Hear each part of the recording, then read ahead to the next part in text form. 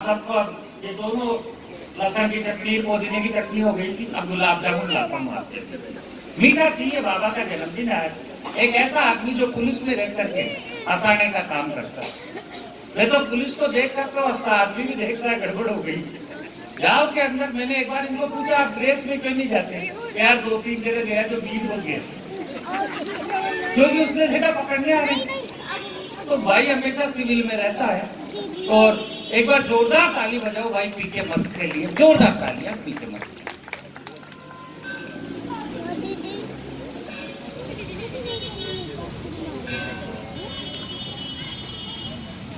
हाँ जी, मेरी आवाज आ रही है पीछे? देखो आओ जी, मत आओ, शादी के बाद इतनी निकल आ रही तो एक बार तालियों की निकाल के बताओ जी। अभी वो फोटो खींच रहा था, उसने सिर पे चश्मा रख रखा था ना। भाई साहब मेरी मिसेज की आंख खराब हुई थी, मैंने भी उसके चश्मा लगवाया। उसने मेरी मट्टी में 3-4 दिन तो चश्मे को आंख पे रखा, फिर ठा के सिर पे रखने लगी। तो मैं समझ गया इसकी आंख ही नहीं, इसका खोपड़ा भी खराब। अच्छा कई कमल भाई देखोगे चश्मे को यहाँ रखते हैं जेब में, इसका सीधा सीधा मतलब है इसका साले का हट काला है। आए हाय। और कई बाबा हमारे गांव में वो कोई डोरी सी बांधते हैं, चश्मे को टांग लेते हैं, तो मैं समझ जाता हूँ इसके लीवर फेफड़े सब गए। और सबसे गजब बात तो ये है, मेरा छोरा है जिसका श्राद्ध है 30वीं में हो, तो वो कई बार कहता पापा मैं पढ़ाई छोड़ दूं।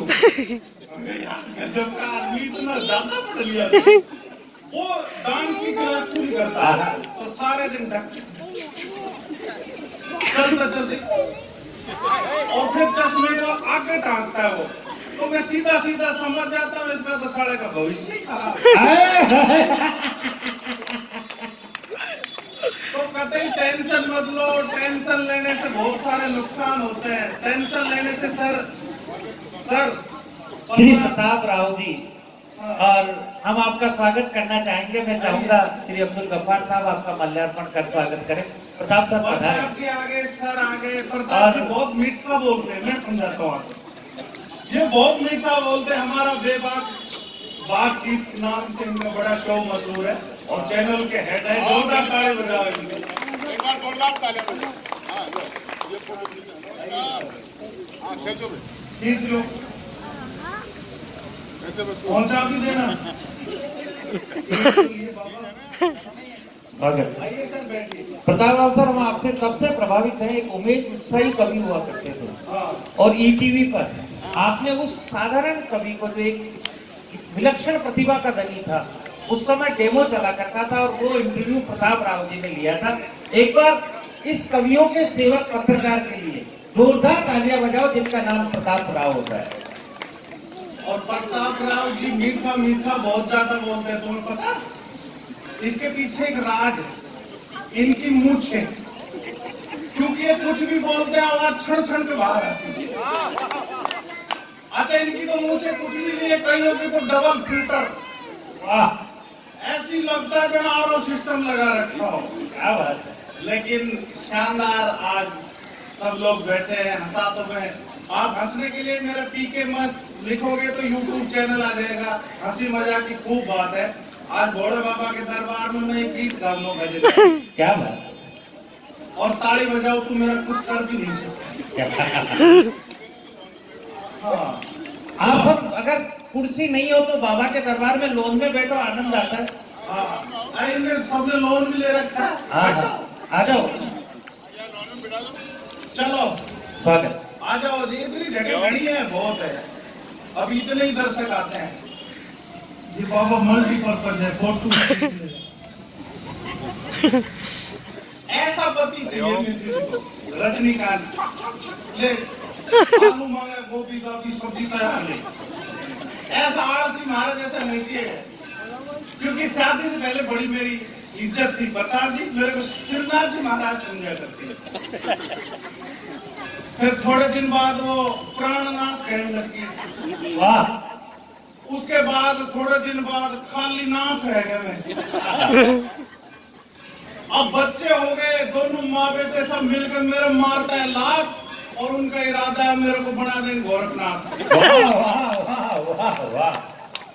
और शादी से पहले भाई साहब इनकी मैडम भी सुनीता, या 100 कवि हो तो 80 की मिसेज का नाम सुनीता ही मिलेगा। क्या बात है, वाह वाह वाह। क्योंकि भाई साहब की मिसेज का नाम भी सुनीता भाभी वो बैठी, अशोक गहलोत की लुगाई का नाम भी सुनीता, और मेरी मिसेज का भी नाम सुनीता ही है। सुनीता है, लेकिन उसका एक सुनीति नहीं है। वो तो सुबह उठते ही मेरे को डोली पकड़ा देता, दूध लिया। अच्छा मैंने आंख मसड़ा तो एक दिन जा रहा था, कुत्ते की पूंछ पे पैर पड़ गया, कुत्ते ने मेरी पिंडी पकड़ ली। अब मैं घर लाया तो पर काम करता है तो आदमी दिखाना तो चाहता है, मैं दूध की वो ला के स्लैब पर रखी रसोई में पत्थर पे जो, ताकि आवाज आए। उसकी आवाज सुनते उसकी आंख खुली, तो मैं सोचा भाई काम कराया प्रसाद मिलेगा।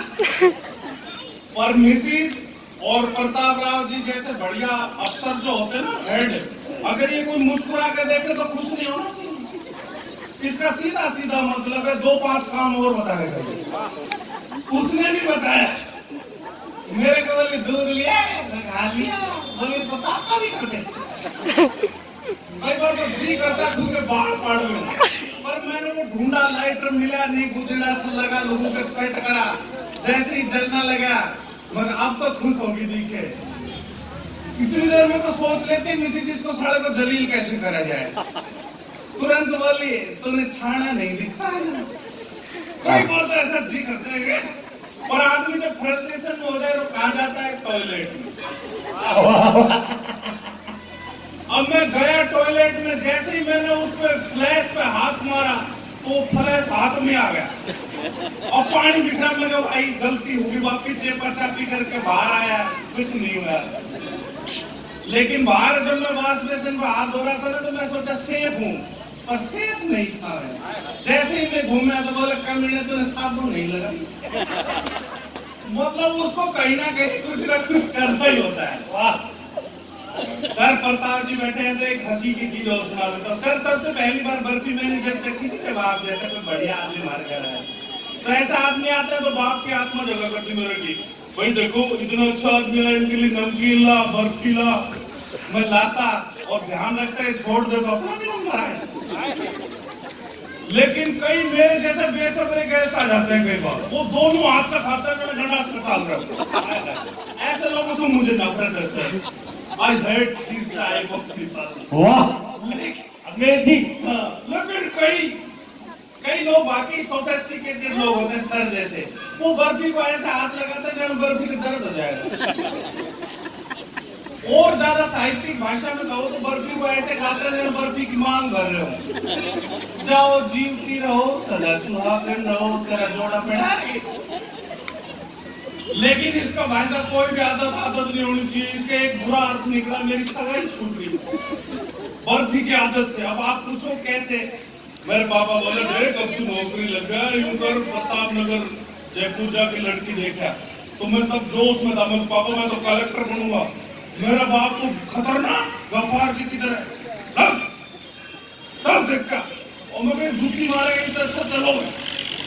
मैं गया कोट वोट मांग के लेके, कोट बड़े बड़े पहनता ही है, कमल भाई लेके गया मैं। अब सीन देखना, पापा ने पहले समझा कर था लड़की देखने जा रहा है, लेकिन सबका ध्यान रखना, सबकी बहन बेटी अपनी बहन बेटी। मैंने दिमाग लगाया जो मेरे था भी नहीं, सबकी बहन बेटी अपनी बहन बेटी तो देखूंगा क्या। लेकिन ये सीन आधे मिनट का है, देखना साहब आप देखना। अब सीन में सामने लड़की बैठी, इधर मेरे चाचा, इधर उसके पापा, दोनों बात कर रहे हो भाई साहब आपको घर दिखाए, और दिखाने के चक्कर में ले गया। अब सीन में कौन बच गया? प्रताप जी, सामने लड़की, बीच में मेज और मेज पे बर्फियां, और जीवन गया भाड़ में, अपना पूरा ध्यान बर्फियों। और ये पहलवान यहाँ से बर्फियों की तरफ बढ़ता है तो 5-7-30 लिए बिना नहीं करता। जैसे ही मैंने बर्फियों पर हाथ रखा तो वो जो कन्या माता नीचे देख रही थी ना सर, कन्या माता, उसके पता नहीं क्या मच्छर लड़ा, मक्खी लड़ी, यूं गर्दन ऊपर हुई और मेरी चोरी पकड़ में आ गया। ट्राइंगल बन गया, यूं बर्फियां, यूं उसकी मुंडी, या मेरी इधर चंद्र ग्रहण हो रहा हो। लेकिन लड़कियां बहुत अच्छी होती हैं, माताएं बहनें बहुत अच्छी होती हैं। वो भी बहुत अच्छी थी, उसने मेरी तरफ देखा गुस्से में। मैं एक बार तो डरा, फिर वो मेरी भावना समझ गई। अब डर क्या दिखे, फिर डर में सरेंडर कर दो, महिला के सामने वो भी बड़ी खुश हो जाती है। फिर उसने जैसे पहले घूर के देखा, फिर देखा तो डर रहा है, तो फिर मुस्कुराई और मुस्कुरा के एक इशारा करा, सर बोली चेपदा बात है। तो इसलिए कहता हूँ महिला शक्ति होती है। और अब सब काम चल सकता है अपनी 2G 3G, लेकिन काम तो शिवजी से ही चलेगा। वाह, जिंदाबाद। अपना एक मैं आपको छोटी सी बात कहना चाहता हूँ कि बंद पड़े दिल के दरवाजे, अब तो खोलो, भारत माँ की जय बोलो, वंदे मातरम शान हमारी, मजहब से इसे मत तोलो, जनगण मन है आन हमारी, क्षेत्रवाद में मत घोलो, गिरना के गिरलित गठबंधन की अब तो भाई गांठें खोलो, बंद पड़े दिल के दरवाजे, क्या बात है, अब तो खोलो, भारत माँ की जय बोलो। और मैं कहता हूँ कि सारे जहां से अच्छा है हिंदुस्तान हमारा, और चीन सुने कि एक अदना सा बच्चा है पाकिस्तान तुम्हारा, ऐसा समझाएंगे इसको जो समझे हर एक इशारा, इशारों की भाषाओं को पर समय से पहले मत खोलो, बंद पड़े दिल के दरवाजे, अब तो खोलो, भारत माँ की जय। जिंदाबाद।